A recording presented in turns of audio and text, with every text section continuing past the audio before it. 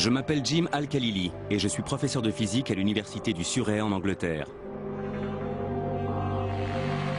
Depuis toujours, les secrets des atomes et de leurs noyaux sont au cœur de mes travaux de recherche.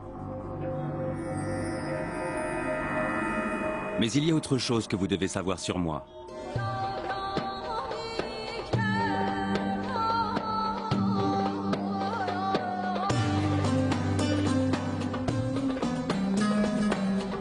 Je suis né d'une mère anglaise et d'un père irakien.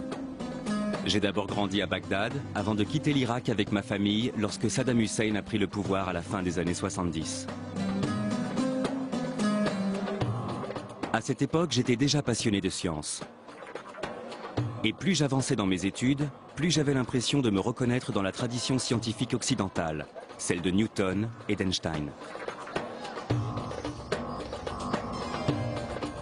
Pourtant, au fond de moi, je ne pouvais m'empêcher de penser que j'occultais toute une partie de mon propre héritage scientifique. Je me souviens que lorsque j'étais à l'école en Irak, on me parlait de l'âge d'or de l'islam, d'une période entre le 9e et le 12e siècle où Bagdad, Damas, Le Caire et Cordoue abritaient de grands érudits musulmans qui ont été à l'origine d'avancées scientifiques sans précédent. C'est pourquoi je veux exhumer ce passé, découvrir les grandes figures de cette période et comprendre l'importance de ce qu'ils ont apporté à la science. Certains érudits médiévaux musulmans ont-ils contribué à l'avancée de la science, au même titre que Galilée, Newton ou Einstein? Et surtout, quel lien existe-t-il entre science et islam?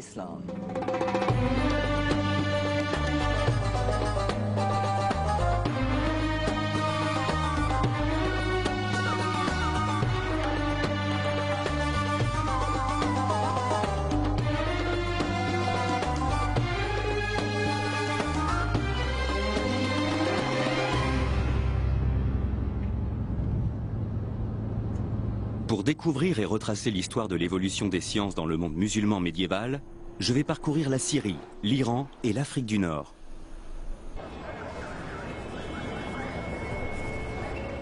Mon périple commence dans les ruelles du Caire, la capitale égyptienne, où je prends conscience que de nombreux mots du langage scientifique actuel viennent en fait de l'arabe.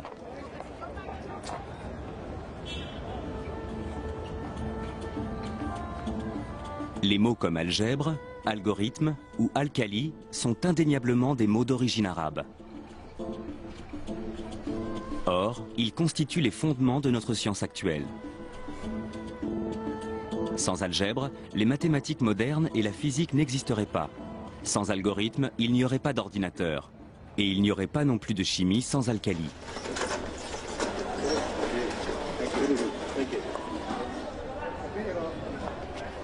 Pourtant, aujourd'hui, peu de gens en Occident, y compris parmi les scientifiques, savent que ces mots sont nés à l'époque de l'islam médiéval.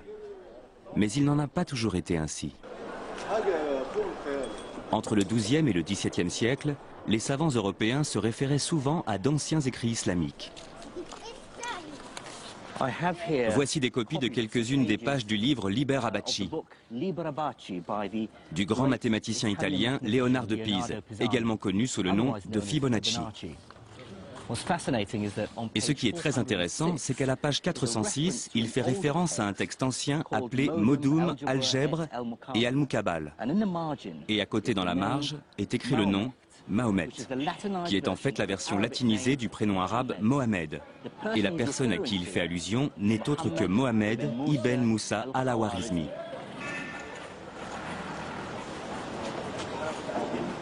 En fait, dans de nombreux domaines comme la cartographie, l'optique ou la médecine, il n'est pas rare de voir apparaître des noms arabes comme celui-ci dans les textes européens du Moyen-Âge. Mais je veux d'abord m'arrêter sur al-Khwarizmi, car ses travaux ont eu un impact fondamental sur notre vie d'aujourd'hui.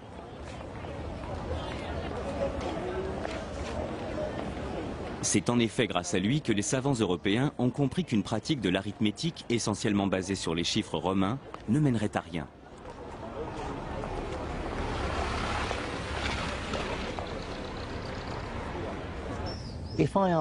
Si je vous demande de multiplier 123 par 11, Vous serez peut-être capable de le faire de tête et de me donner le résultat qui est 1353.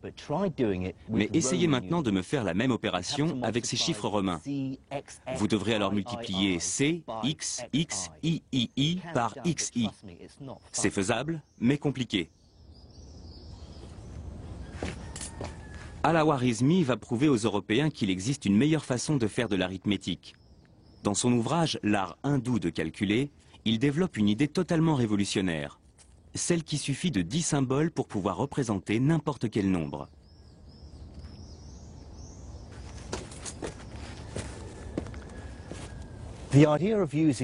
Cette idée de n'utiliser que 10 symboles, les chiffres allant de 1 à 9 plus le symbole 0 pour représenter tous les nombres de 0 à l'infini, a d'abord été développée par des mathématiciens indiens aux environs du VIe siècle. Et personne ne peut nier que cette découverte fut d'une importance capitale. Je vais vous montrer. Voici la numération indo-arabe.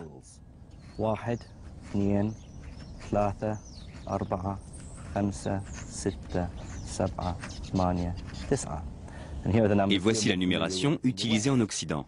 1, 2, 3, 4, 5, 6, 7, 8 et 9. On voit bien qu'il existe une certaine similitude graphique entre ces nombres, et en particulier avec le 2 et le 3 indo-arabe.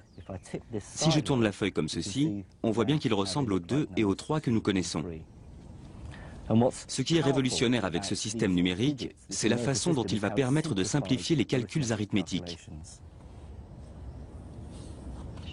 Mais Al-Khwarizmi et ses confrères ne vont pas seulement se contenter de transposer le système numérique indien en arabe. Ils vont aussi inventer la virgule décimale. Ce texte, écrit un siècle après celui de Al-Khwarizmi, est l'œuvre d'un homme connu sous le nom de Al-Uqlidisi. Dans cet ouvrage, il explique comment ce même système décimal peut être développé pour représenter non seulement des nombres entiers, mais aussi des fractions, c'est-à-dire le nombre infini de possibilités qui existent entre chaque nombre entier. Cette copie du manuscrit de Al-Uqlidisi montre comment il utilise pour la première fois la virgule décimale. Elle est symbolisée par un tiret. On lit ici les chiffres 1, 7, 9, 6, 8 et on voit un petit tiret au-dessus du 9 qui indique la séparation décimale. Le concept de virgule décimale nous est aujourd'hui si familier qu'il est difficile d'imaginer comment nos ancêtres ont pu s'en passer. Comme toutes les grandes découvertes scientifiques, elle nous semble évidente a posteriori.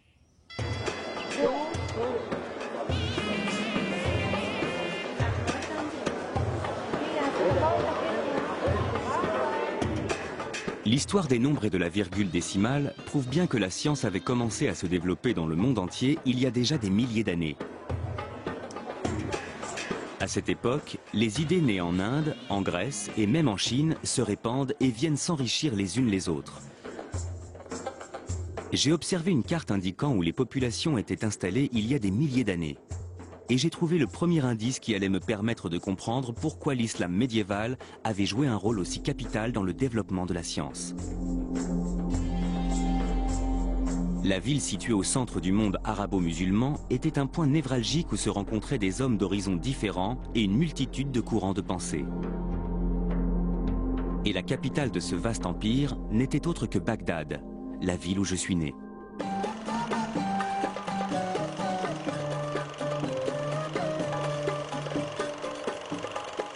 Les événements qui la secouent actuellement m'empêchent d'y retourner.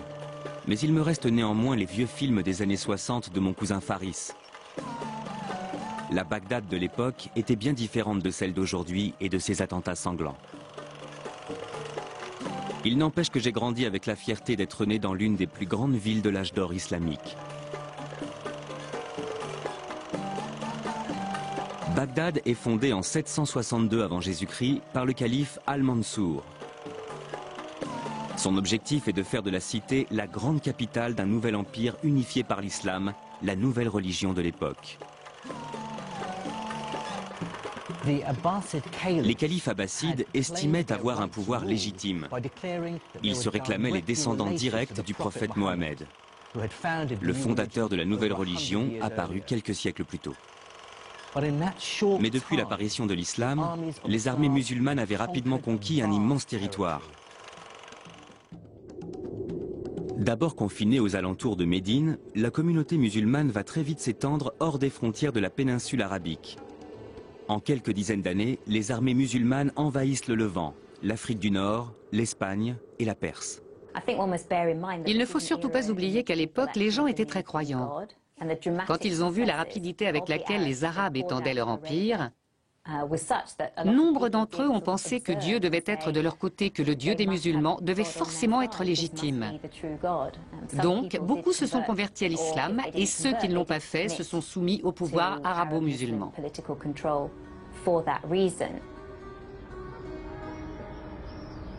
Au début du 8e siècle, les califes musulmans sont à la tête d'un vaste territoire. Et comme tous les grands empereurs tels que César ou Napoléon, ils vont rapidement comprendre que le développement du savoir scientifique leur permettra d'asseoir leur pouvoir politique.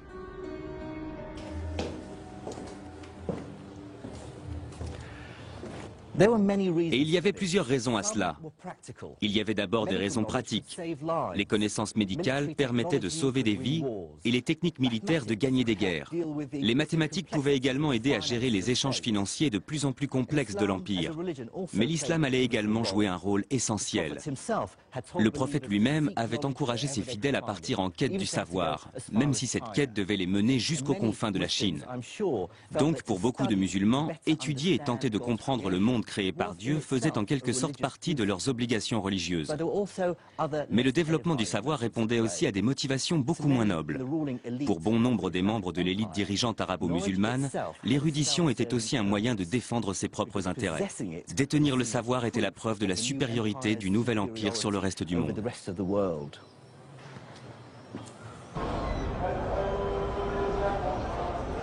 Le succès militaire et politique du nouvel empire islamique allait bientôt mettre les califes musulmans face à un problème inévitable.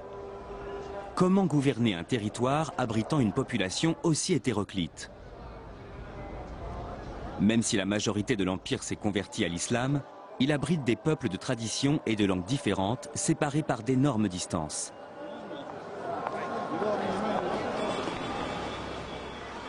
Au début du 8e siècle après Jésus-Christ, le calife Abdul Malik doit trouver un moyen de mettre un terme à la disparité linguistique de son empire.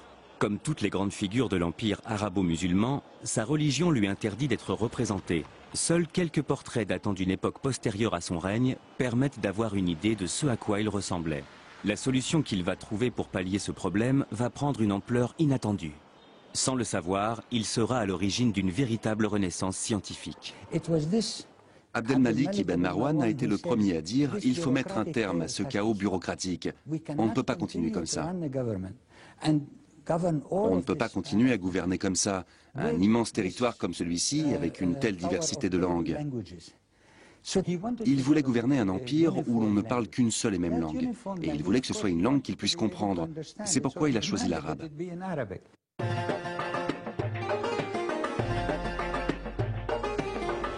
Mais le choix de l'arabe comme langue officielle de l'Empire a bien plus qu'un simple côté pratique pour l'administration.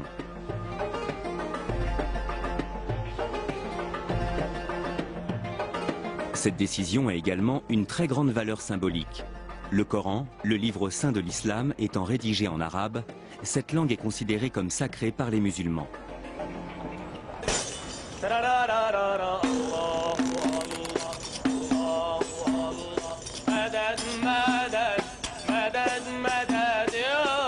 L'arabe coranique revêt un caractère si sacré que son texte est le même depuis plus de 1400 ans. En comparaison, le français a par exemple considérablement évolué en 700 ans. Aujourd'hui, un texte de François Villon ou de Rabelais serait difficilement intelligible pour un francophone, alors que n'importe quelle personne sachant lire l'arabe pourra comprendre le Coran. Depuis la fondation de l'islam, faire des copies du Coran a toujours été considéré comme un art à part et très respecté. Le grand calligraphe Naïef Skaf est installé à Damas, la capitale syrienne. Il effectue des calligraphies à travers tout le pays pour les mosquées et les madrassas, les écoles coraniques. Il a déjà tracé ses lettres des centaines et des centaines de fois. Les mots qu'il écrit sont d'une grande importance pour les musulmans, puisque cette formule ouvre chaque sourate du Coran. Ici, on peut lire Ce qui signifie « au nom de Dieu, le clément et le miséricordieux ».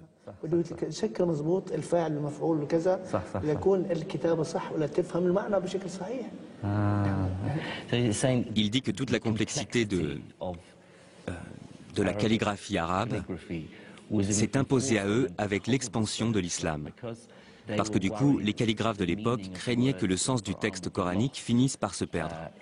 S'il était lu par des personnes qui ne parlaient pas arabe, celles-ci risquaient de mal l'interpréter. Mais surtout, ils seraient incapables de faire la distinction entre les différentes lettres. C'est pourquoi ils ont ajouté des points sur certaines lettres et de nombreux signes pour indiquer le son des voyelles. C'est une modification qu'ils ont apportée pour s'assurer que les gens prononceraient correctement le texte du Coran en le lisant. Cette unification linguistique a rapidement un impact sur la science. Les érudits issus des différents pays de l'Empire, qui autrefois n'avaient aucun moyen de communiquer, peuvent désormais le faire grâce à une langue commune. Et cette langue a justement la particularité de ne prêter à aucune ambiguïté et d'être très précise. Autrement dit, elle est idéale pour favoriser le développement du langage technique et scientifique. Cette unification va permettre l'apparition d'une vaste communauté intellectuelle, où tout un tas d'érudits issus d'horizons complètement différents vont pouvoir engager le dialogue, comparer leurs savoirs, débattre et confronter leurs connaissances, souvent même de façon très véhémente. Les savants de Cordoue, dans le sud de l'Espagne, pouvaient désormais débattre de leurs connaissances littéraires et scientifiques avec les érudits de Bagdad ou encore de Samarcande.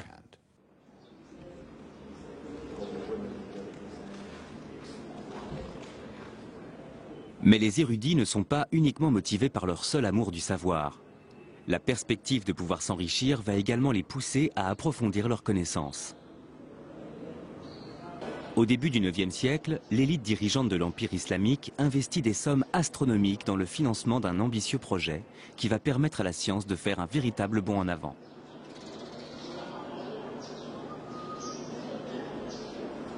L'objectif est de fouiller les bibliothèques du monde entier à la recherche de manuscrits scientifiques et philosophiques, en grec, syriaque ou sanskrit, pour ensuite les traduire en arabe. Une initiative connue dans l'histoire sous le nom de mouvement de traduction.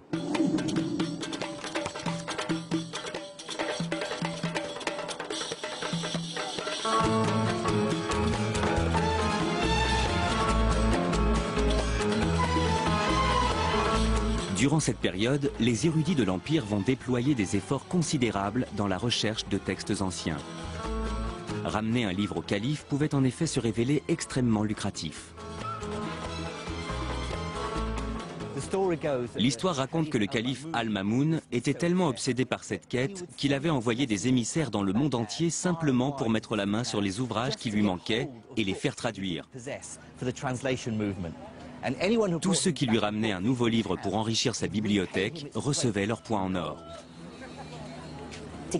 Pour vous donner une idée de l'ampleur de ce mouvement qui a duré de 750 à 950, il suffit de se référer aux travaux d'un certain Al-Nadim qui avait répertorié toute l'intelligentsia de l'ère abbasside. Et il avait dénombré pas moins de 70 traducteurs. Le calife disposait donc de toute une cohorte de traducteurs, sans compter qu'Al-Nadim n'avait répertorié que les plus connus. Ils pouvaient gagner jusqu'à 500 dinars d'or par mois, soit environ 18 000 euros, ce qui est une somme d'argent considérable pour un tel travail. Donc c'était vraiment une profession très prestigieuse, extrêmement bien payée et privilégiée. Cette course au savoir était aussi motivée par des raisons pratiques qui aujourd'hui n'ont plus aucun lieu d'être pour nous. La ville d'Alexandrie en Égypte dispose aujourd'hui d'une toute nouvelle bibliothèque. Mais à l'époque, la destruction de la première bibliothèque d'Alexandrie, survenue quelques siècles plus tôt, est encore très présente dans les mémoires. La perte des milliers d'années de savoir qui ont disparu avec elle a profondément marqué les esprits. Ce que nous avons tendance à oublier, parce qu'aujourd'hui nous vivons dans une époque de stockage massif de l'information et qu'il n'y a pratiquement plus aucune entrave à la communication, c'est que tout peut disparaître du jour au lendemain. Et ça, c'était quelque chose de très important pour les érudits de l'Empire islamique, parce qu'ils savaient parfaitement que les écrits étaient susceptibles de disparaître. Ils pouvaient se perdre, finir ensevelis ou brûlés. Il arrivait que des villes entières disparaissent. Et c'est pour cette raison que le mouvement qu'on observe à Bagdad, au Caire ou à Samarcande, va avoir pour objectif de collecter ces écrits et de les traduire pour les analyser, les rassembler et les stocker. Parce que ces manuscrits pouvaient disparaître du jour au lendemain, et il fallait absolument les préserver.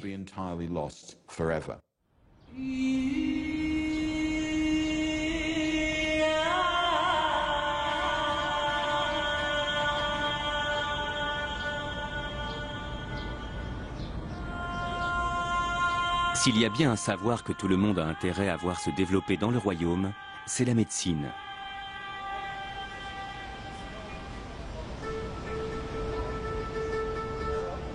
À cette époque, l'espérance de vie est très courte. Les textes anciens prouvent que ce que nous considérons aujourd'hui comme des infections relativement bénignes se révélaient mortelles à cette époque. Face à la maladie, Dieu n'est pas seulement une source de réconfort pour les croyants. Les enseignements religieux servent aussi à rappeler qu'il ne faut jamais abandonner. Dans les hadiths, le recueil des paroles du prophète, Mohammed dit « Ce qui signifie « Dieu n'envoie jamais aux hommes une maladie sans lui envoyer aussi son remède ». C'est pour cela qu'aujourd'hui encore, les musulmans continuent de croire que pour chaque maladie, il existe toujours un remède quelque part et qu'il suffit de le chercher pour le trouver. Pour comprendre comment cette vision plutôt optimiste des choses a influencé la médecine islamique, je pars à Damas pour rencontrer le docteur Peter Portman. C'est un éminent spécialiste de la médecine islamique et il passe le plus clair de son temps à faire des recherches au Moyen-Orient. Ce que les gens ne comprennent pas, c'est que la médecine islamique fait partie de l'histoire de notre médecine moderne. La médecine universitaire, qui était enseignée chez nous jusqu'au XIXe siècle, était très largement basée sur le travail des médecins de l'Empire islamique.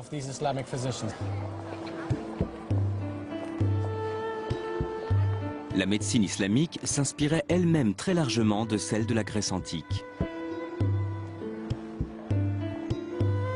Le premier et le plus important ouvrage médical traduit en arabe est un manuscrit datant du IIIe siècle, écrit par un médecin grec, Galien.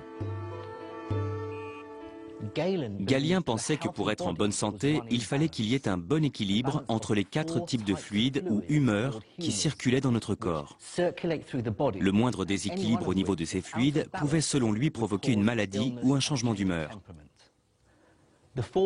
Ces 4 humeurs étaient la bile jaune, qui lorsqu'elle était en excès pouvait rendre le patient bilieux, colérique et nauséeux.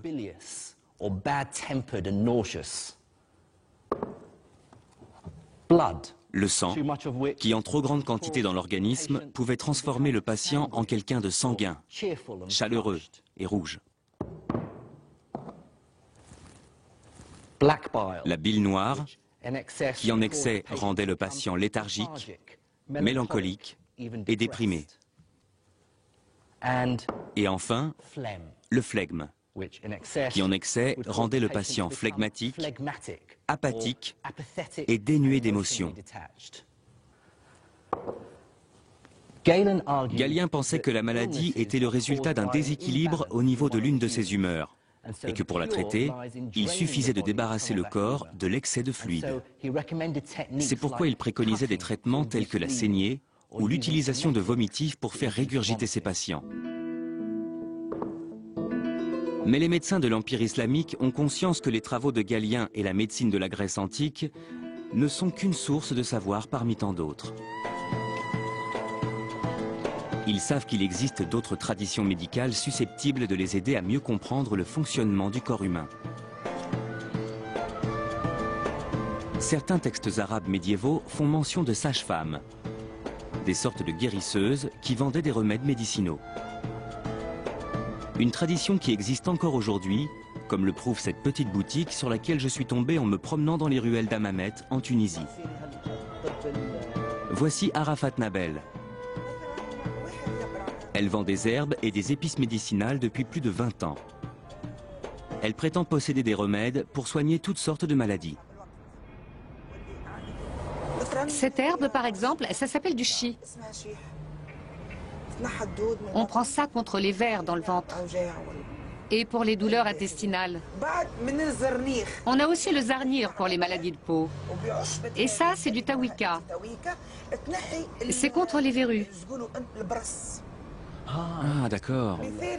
Et ces deux remèdes-là, c'est contre l'épilepsie et la folie. On les frotte contre son oreiller et ça empêche d'avoir des crises. Savez-vous si certains de ces remèdes viennent des Grecs? Je ne peux pas vous dire, mais en tout cas, je sais que ce sont des herbes médicinales très anciennes. Un savoir ancestral encore utilisé de nos jours en Tunisie. Les médecins de l'Empire arabo-musulman connaissaient d'autres formes de médecine, notamment celles venues de Chine et d'Inde.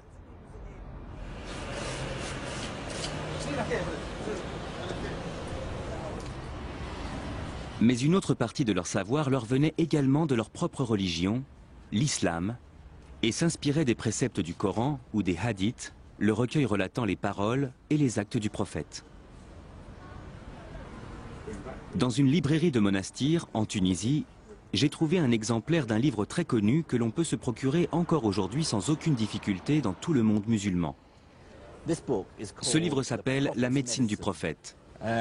C'est un livre très ancien puisque son auteur est né entre 691 et 751 du calendrier musulman, ce qui correspond pour nous au XIVe siècle. Voici un passage très intéressant sur la peste.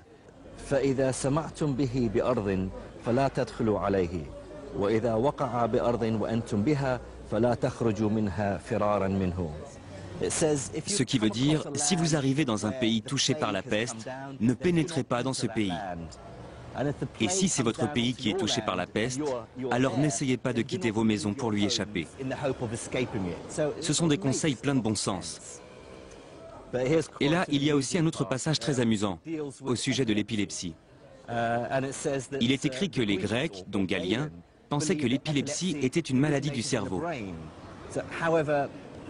Mais à l'époque, ils ignoraient les véritables causes de cette maladie. Ils pensaient que les épileptiques étaient possédés par un esprit maléfique et le seul remède contre l'épilepsie était l'exorcisme. Un point de vue pas vraiment scientifique. Même si l'islam n'a finalement pas apporté grand-chose d'un point de vue strictement médical, il a énormément apporté à la médecine d'un point de vue philosophique.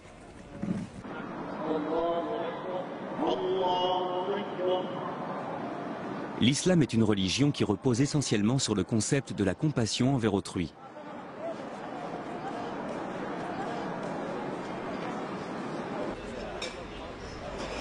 Le docteur Portman s'apprête justement à me faire découvrir l'un des aspects concrets de cette compassion prônée par l'islam. Voici l'ancien hôpital Nour al-Din de Damas. C'est devenu un musée, mais il a été le plus grand hôpital de l'Empire islamique. Il a été construit aux alentours de 1150-1154. La charité envers autrui constitue l'un des piliers fondamentaux de l'islam. C'est la zakat. Exactement. C'est l'obligation de faire l'aumône et de venir en aide aux pauvres, et donc les souverains ou ceux qui avaient beaucoup d'argent pouvaient être très généreux, très charitables et faire construire un magnifique hôpital comme celui-ci. À l'intérieur de ces hôpitaux, les musulmans faisaient preuve d'une grande tolérance religieuse, ce qui peut sembler normal dans notre société laïque actuelle, mais qui ne l'était pas forcément à l'époque. L'hôpital était ouvert à toutes les communautés, donc on y trouvait des musulmans bien sûr, mais aussi des juifs et des chrétiens, ou même des gens d'autres confessions, aussi bien parmi les patients que les praticiens. Un chrétien pouvait étudier avec un musulman pouvait désigner un juif comme son meilleur étudiant. La médecine qui se pratiquait ici était au-dessus de la religion. Il y avait combien de médecins? Ça dépend des hôpitaux, mais celui-ci, il devait y avoir entre 24 et 28 médecins. Ils faisaient leurs visites et leurs prescriptions le matin. Les choses n'ont pas changé depuis.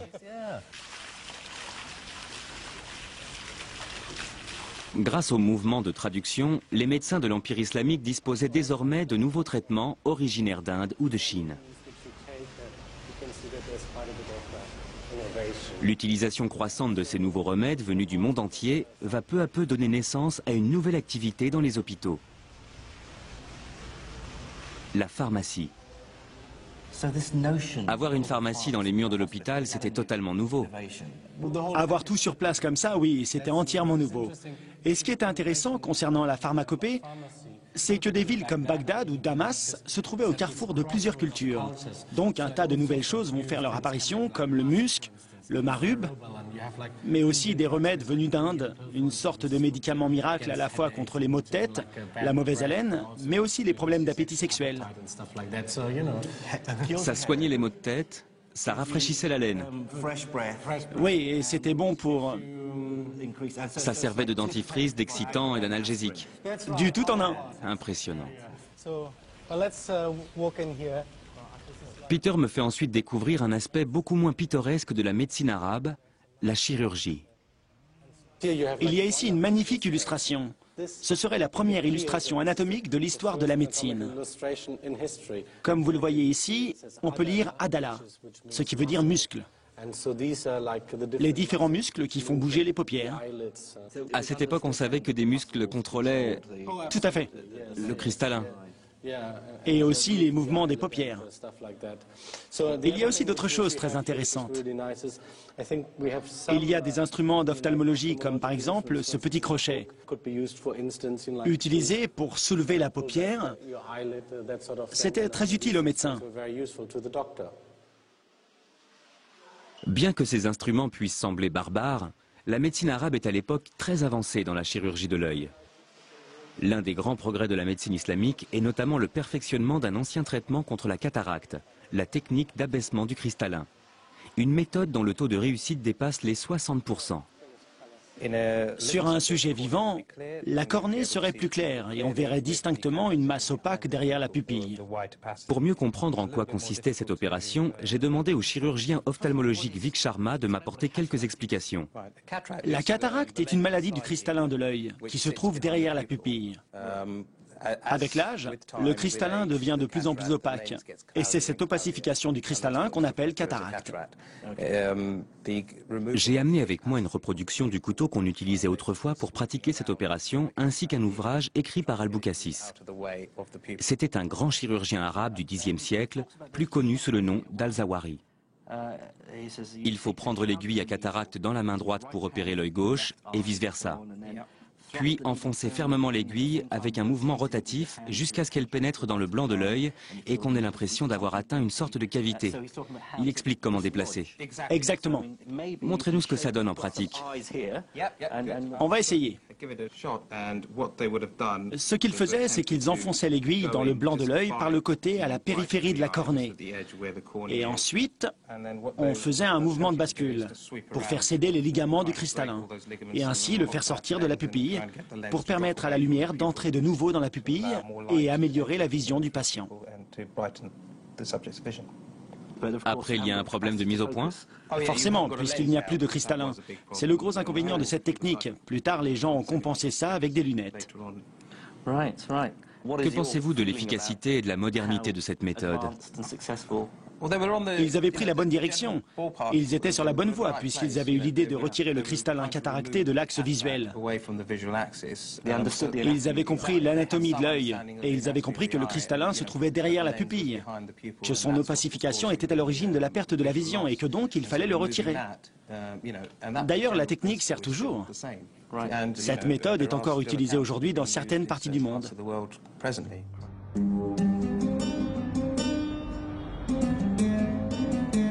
Avoir un regard rétrospectif sur la médecine arabe à la lumière de nos connaissances scientifiques actuelles se révèle finalement assez frustrant. Certaines croyances scientifiques de l'époque étaient totalement absurdes. Mais d'un autre côté, les érudits musulmans avaient une approche scientifique à la fois logique et systématique, ce qui était totalement remarquable pour l'époque et prouve bien qu'ils étaient en avance sur leur temps. Un érudit musulman, plus que tout autre, incarne à lui seul ce lien étroit entre religion et science. Ibn Sina. Mais il est plus connu en Occident sous le nom d'Avicenne. Ce scientifique pluridisciplinaire faisait partie du cercle intellectuel et mondain de la cour. En 1025, il écrit une encyclopédie intitulée Al-Qanun fil Tibb, le canon de la médecine. Dans cet ouvrage, Avicenne reprend et développe toutes les connaissances de ses prédécesseurs, de la Grèce antique, en passant par l'Inde. D'un point de vue historique, quelle est la place de ce livre? C'est un ouvrage capital. Peu de textes ont eu une telle importance historique. C'est une encyclopédie qui va venir balayer tout le reste pour rapidement devenir un ouvrage de référence qui va supplanter bon nombre d'autres textes. Si bien que certains vont même s'en plaindre en disant « il est tellement bien organisé et tellement accessible » que plus personne ne lit les textes grecs ou leurs traductions. Voici le premier livre, la première partie qu'on appelle Al-Kulliyat. Ce sont les principes généraux, ça traite du fonctionnement du corps humain et des maladies en général. Le deuxième livre détaille toutes les maladies, de la tête aux pieds. Il décrit toutes les maladies de haut en bas. Il commence avec les pathologies de la tête, puis il descend progressivement avec les maladies des yeux, des oreilles, du nez, de la bouche, et ainsi de suite pour finir avec tout ce qui touche les organes sexuels. À première vue, l'objectif des 3 volumes de cette encyclopédie médicale est très ambitieux. Avicenne tente de répertorier les éléments de diagnostic et les traitements pour des maladies aussi diverses que la dépression, la méningite ou la petite vérole. On trouve également des chapitres très détaillés traitant de maux beaucoup plus bénins. Par exemple, ici, il parle des maux de tête. Les différents maux de tête. Oui.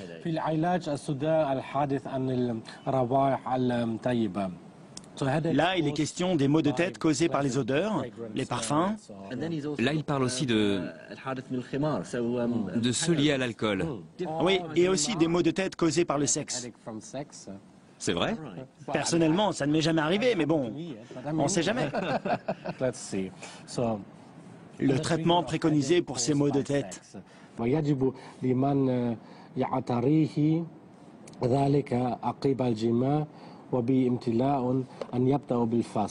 Ce qui veut dire, si quelqu'un souffre de maux de tête, après avoir eu des relations sexuelles, et qu'il ressent une sensation de satiété sexuelle, c'est-à-dire qu'il a en quelque sorte abusé du sexe,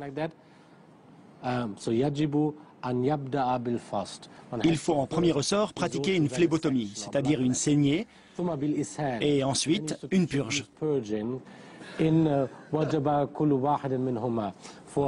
Dans ce cas, il faut pratiquer les deux, la saignée et la purge. Nombre de ces traitements semblent complètement absurdes. Ils n'ont rien à voir avec la médecine moderne. Non, pas vraiment. Pendant combien de temps les gens ont continué à croire tout ça? Les idées fondamentales contenues dans cet ouvrage sur le fonctionnement du corps humain sont restées les mêmes jusqu'au début du 19e siècle. Il y a eu des avancées dans certains domaines, mais les fondements sont restés les mêmes. Ce n'est qu'après qu'il y a eu un véritable changement avec la découverte des bactéries et des virus. Ce n'est qu'après 1850 que la médecine a véritablement pris un nouveau tournant. Le canon de la médecine d'Avicenne marque néanmoins une étape fondamentale dans l'histoire de la médecine. Même si la majeure partie des connaissances médicales regroupées dans cette encyclopédie sont totalement fausses, c'est le premier ouvrage à répertorier toutes les connaissances de l'époque pour les rassembler et les organiser en un seul et même recueil. Le canon d'Avicenne était donc une base de référence que les générations futures n'auraient plus qu'à réécrire.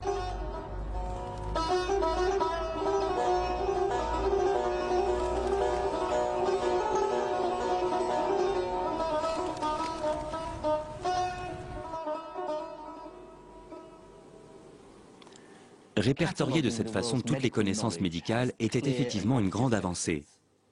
Mais cette obsession des califes de l'Empire arabo-musulman pour les connaissances de leurs prédécesseurs allait bien au-delà du domaine très pragmatique de la médecine.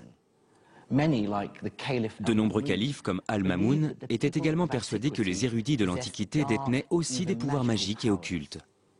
De récentes découvertes prouvent les efforts déployés par les scientifiques de l'époque pour découvrir et s'approprier ces mystérieuses connaissances.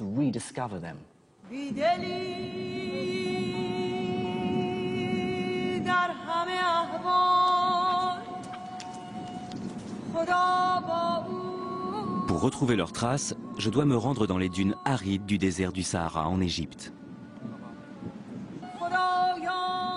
Là-bas, j'ai rendez-vous avec un universitaire qui va m'expliquer comment le mouvement de traduction a conduit les Arabes jusqu'à l'Égypte pour percer le mystère d'un code qui, selon eux, renfermait le secret d'un art occulte l'alchimie.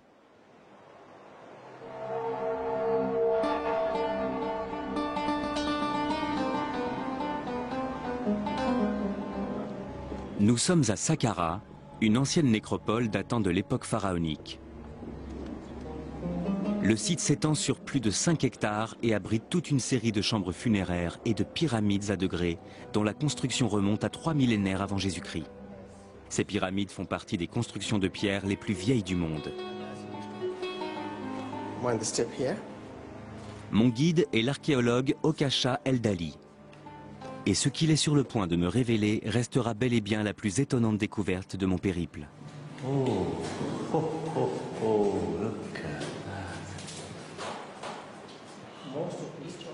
Comme la plupart des gens, j'étais persuadé que les hiéroglyphes égyptiens étaient restés un mystère jusqu'au XIXe siècle. Jusqu'à la découverte de la fameuse pierre de Rosette. Un fragment de stèle portant une inscription écrite à la fois en hiéroglyphe et en grec. Une pièce clé qui allait enfin permettre aux savants britanniques et français de déchiffrer les écrits de l'ancienne Égypte. Du moins, c'est ce que dit l'histoire officielle. Mais le docteur Eldali a fait une découverte qui vient totalement contredire cette version des faits. Il a en effet récemment exhumé des travaux d'une valeur inestimable du savant musulman Ibn Wahshiyya. Ce dernier semblait avoir établi une correspondance entre les hiéroglyphes et les lettres de l'alphabet arabe. Si on regarde par exemple ce manuscrit, on voit qu'il indique les hiéroglyphes égyptiens avec leur valeur phonétique. Et les lettres arabes correspondantes en dessous. Il donne leur valeur phonétique en arabe en dessous.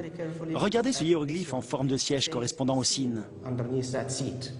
Maintenant, regardez là. C'est un S. En égyptien hiéroglyphe, on utilise ce siège pour le son S, ce qui correspond au signe que l'on voit ici. Ceci correspond au nom du dieu Osiris. Osiris. Avec un S. C'est le signe. Ça, c'est la lettre H. On la retrouve ici. C'est le Ha arabe. La vague, elle, correspond à la lettre N, au Nun arabe. Ici, on a le T, et là, le F. Ils représentent tous une lettre? Oui, c'est ça.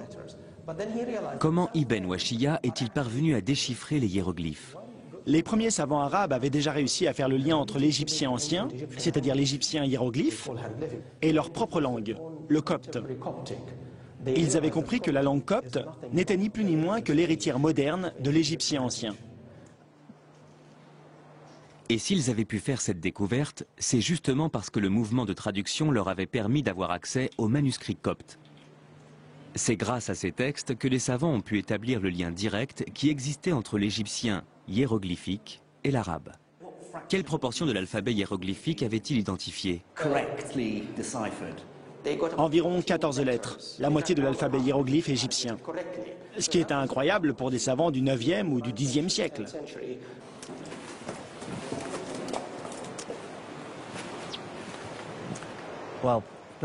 C'est l'une des découvertes les plus incroyables que j'ai faites depuis le début de cette aventure. L'égyptologie remonte bien avant le 19e siècle. Les érudits musulmans avaient déjà réussi à décrypter les hiéroglyphes, et les raisons qui les ont poussés à le faire sont assez irrationnelles, puisqu'ils l'ont fait parce qu'ils s'intéressaient à l'astrologie et à l'alchimie.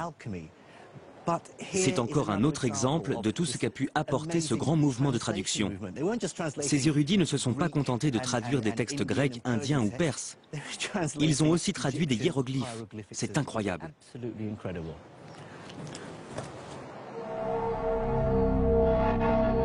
Malheureusement pour le calife Al-Mamoun, la traduction des hiéroglyphes n'a permis de révéler aucun des secrets de l'alchimie. Mais cette découverte prouve bien l'insatiable curiosité que les savants de l'époque nourrissaient pour le monde qui les entourait. Leur seul objectif était de s'enrichir du savoir des autres cultures, quelles qu'elles soient, sans aucun a priori religieux ou racial. La plupart des traditions intellectuelles, y compris la nôtre, ont tendance à faire tout leur possible pour supplanter les autres. Alors qu'ici, c'est l'exemple même d'une volonté acharnée, presque incompréhensible, de devenir une sorte d'importateur net du produit intellectuel, ce qui est un véritable exemple dans l'histoire des sciences.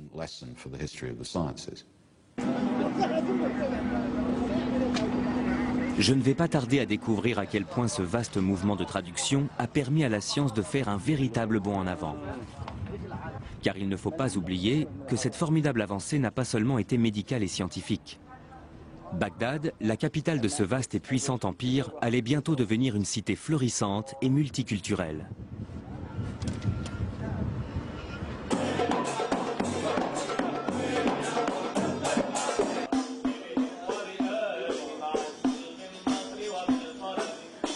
À cette époque, Bagdad est une véritable cité des mille et une nuits. C'est l'époque des puissants et bienfaisants califes, des tapis volants et des grandes odyssées. Mais aussi celle des conteurs et d'un véritable âge d'or architectural et artistique.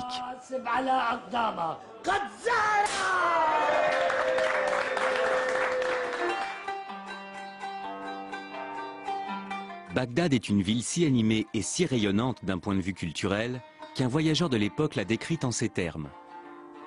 Il n'y a pas plus savants que leurs érudits, plus convaincants que leurs théologiens, plus lyriques que leurs poètes ou plus audacieux que leurs libertins.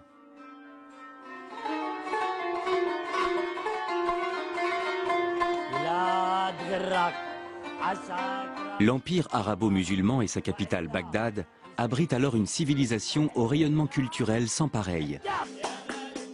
Appartenir à la vibrante élite intellectuelle de cette cité devait être absolument passionnant. C'était une ville musulmane récente. Sa construction n'avait commencé qu'en 756 et donc elle était perçue comme quelque chose d'à la fois totalement nouveau et totalement différent. La ville grouillait de courtisans et de personnes qui s'étaient enrichies et qui tentaient de se faire une place à la cour abbasside. C'était tout à fait le genre d'endroit où les esprits novateurs étaient valorisés et appréciés à leur juste valeur. La vie intellectuelle de la cité reposait surtout sur une institution appelée les majlis. Ce mot pourrait se traduire par salon ou lieu de rencontre et de parole.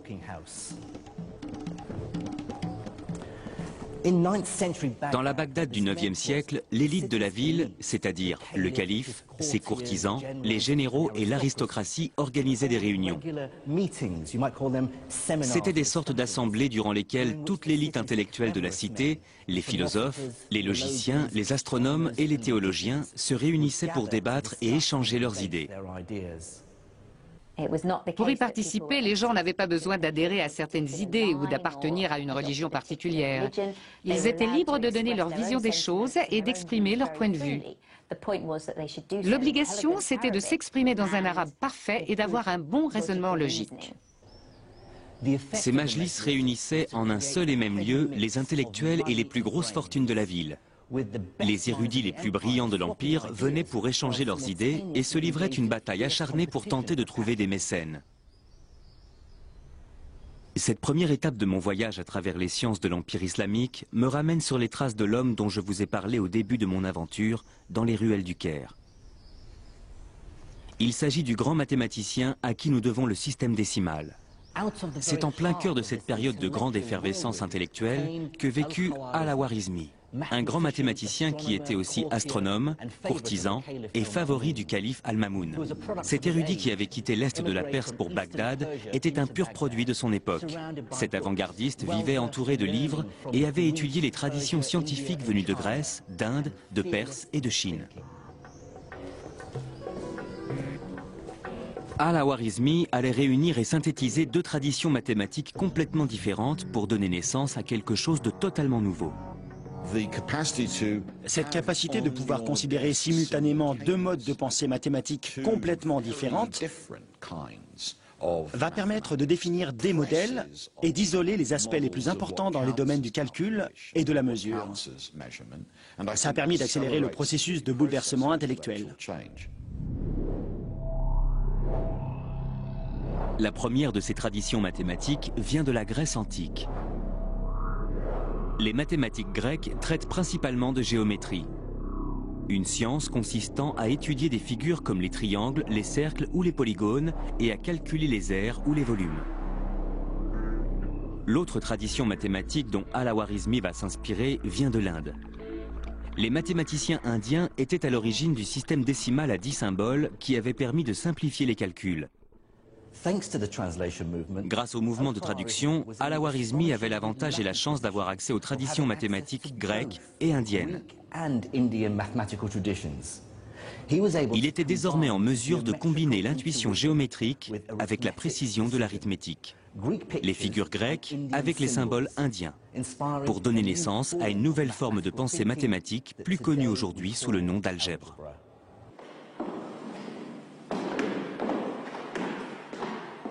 Étant moi-même physicien, j'ai passé ma vie à faire de l'algèbre, et je ne peux que reconnaître son importance dans tous les domaines scientifiques, même si c'est une notion qui peut sembler étrange. Je me souviens de ma perplexité la première fois que mon professeur a essayé de me faire faire des mathématiques en remplaçant les nombres par des symboles tels que X ou Y. C'est un concept extrêmement libérateur puisqu'il permet de pouvoir résoudre des problèmes sans avoir à s'empêtrer dans de fastidieux calculs numériques. Nous sommes en présence d'un manuscrit d'une valeur inestimable intitulé Kitab Al-Khwarizmi, le livre d'Al-Khwarizmi. Le professeur Ian Stewart a passé presque toute sa vie à étudier l'algèbre. Ensemble, nous consultons une ancienne copie du livre où Al-Khwarizmi évoque pour la première fois la notion d'algèbre. Dans la marge, il indique bien le titre du livre, Al-Jibre ou Al-Mukabala. C'est la première fois que le mot algèbre est mentionné. Algèbre. C'est de là que vient le mot algèbre. Dès la première lecture, j'ai tout de suite noté qu'il disait « J'ai découvert que les gens ont besoin de 3 types de nombres. Les racines carrées, les carrés et les nombres. » Qu'est-ce qu'il introduit? Il parle d'équations du second degré à une inconnue avec x et x au carré. C'est bien de l'algèbre. Il pose les bases d'une méthode pour résoudre des équations de façon algébrique. Pourtant, on connaissait déjà les équations quadratiques. On savait déjà résoudre ces équations à l'époque des Babyloniens, bien avant Al-Khwarizmi. Qu'y a-t-il de vraiment nouveau là-dedans? La façon dont Al-Khwarizmi envisage les choses. Pour lui, la racine carrée et le carré sont des objets à part entière. Il ne les considère pas uniquement comme des nombres qu'il faut essayer de déterminer, mais comme des procédés qu'il faut appliquer. La théorie d'Al-Khwarizmi, c'est que pour obtenir le carré d'un nombre, il faut multiplier ce nombre par lui-même. Et ce principe est vrai, quel que soit le nombre. Si c'est 5, 5 fois 5 égale 25. Si c'est 3, on fait 3 fois 3. Autrement dit, il donne une formule que l'on appelle aujourd'hui algorithme grâce à lui. Oui, le mot algorithme nous vient d'Al-Khwarizmi. C'est encore un autre mot qui nous vient de lui. Il parle justement de cette formule à la page suivante. On multiplie la racine carrée d'un nombre, on divise le résultat par 2 et on le multiplie par lui-même. Ensuite, on l'ajoute à l'autre nombre et on extrait sa racine carrée. C'est un algorithme? Oui. Et c'est là toute la nouveauté. Ceux qui s'étaient penchés sur le sujet avant lui auraient plutôt dit quelque chose du genre « Prenez la moitié de 10, donc 5, mettez 5 au carré, ça donne 25. » Ou avec un autre exemple, prenez la moitié de 12, qui est 6, mettez 6 au carré, ce qui fait 36. Ils auraient continué comme ça, ainsi de suite, avec des nombres différents. Et il aurait fallu déduire soi-même la formule à chaque nouvel exemple. C'est pas ce qu'il fait. Exact. Lui dit, prenez la moitié de la racine carrée, divisez-la par 2, quelle que soit la racine. La moitié de la racine carrée devient un objet. Si la racine carrée est un objet, la demi-racine carrée l'est aussi. Pas besoin de savoir à quel nombre ça correspond. Tout à fait. Vous savez que vous devez la mettre au carré. Ça suffit, peu importe le nombre que vous devez mettre au carré. On élimine de façon temporaire le lien qui peut exister avec des nombres spécifiques et on manipule ces nouveaux objets en tant que tels, selon les règles qu'il établit dans son livre. Ce n'est qu'ensuite que les nombres représentés par ces objets dans le problème que vous avez posé apparaîtront comme par miracle à la fin et que vous obtiendrez par exemple comme résultat x égale 3. Dans quelle mesure la réflexion d'Al-Khwarizmi a vraiment été révolutionnaire? Il a rendu possible l'existence de l'algèbre en tant qu'objet, et non pas comme une simple méthode qui permet de trouver des nombres. Le moins intéressant dans un calcul algébrique, c'est quand à la fin on découvre que x égale 3. C'est la façon d'obtenir ce résultat qui compte. S'il y avait une méthode pour chaque problème, ou une méthode différente pour chaque problème, ce ne serait pas plus intéressant. Ça n'aurait pas de sens. Il existe une série de principes généraux, et si vous comprenez ces formules de base, alors vous avez tout compris à l'algèbre.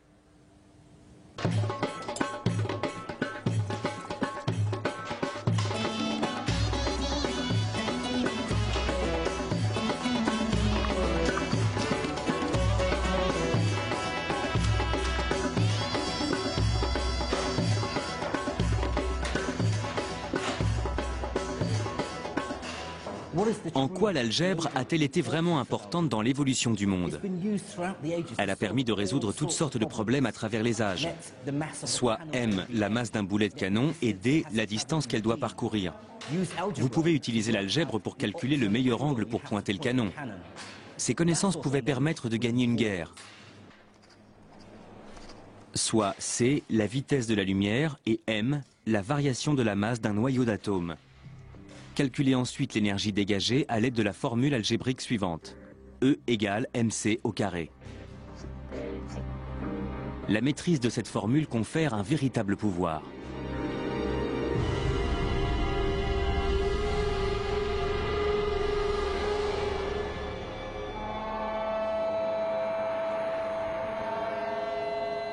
L'algèbre a contribué à créer le monde dans lequel nous vivons. La science d'aujourd'hui n'aurait jamais existé sans elle. Ce simple constat résume à lui seul l'étendue de l'héritage laissé par les érudits de l'islam médiéval. Ils ont exhumé les connaissances scientifiques de la Grèce antique et de l'Inde pour les conjuguer et les développer. De la même façon, notre médecine moderne doit beaucoup aux recherches menées par les médecins de l'ancien empire islamique. Je crois que l'histoire de cette formidable évolution scientifique survenue au cours du 8e et du 9e siècle a beaucoup plus à nous apprendre que n'importe quelle autre découverte. À elle seule, elle nous prouve que le langage de la science est universel.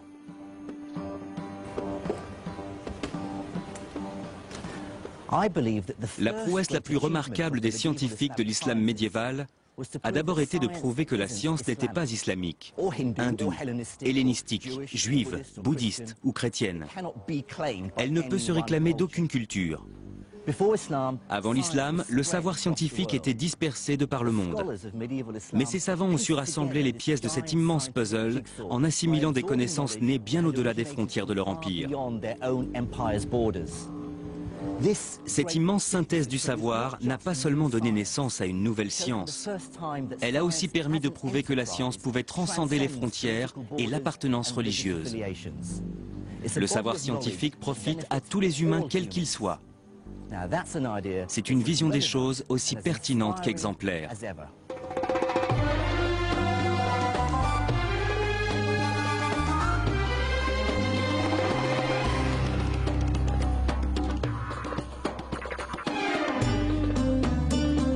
Dans la prochaine étape de mon voyage, je tenterai de comprendre comment l'Empire islamique a vu naître l'une des plus grandes découvertes de l'histoire.